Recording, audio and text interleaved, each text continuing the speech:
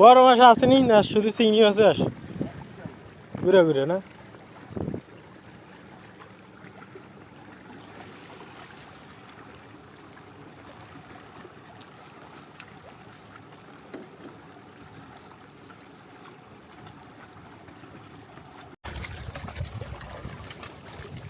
এগুলা গলদা চিংড়ি না বাগদা চিংড়ি?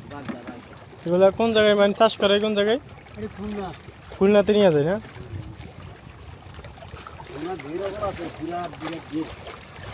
এই ঘেরে মানে চাষ করে।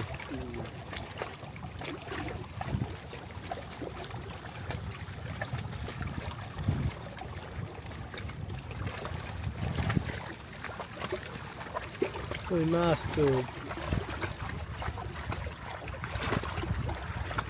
ঘুরে ঘুরে চিংড়ি মাছ।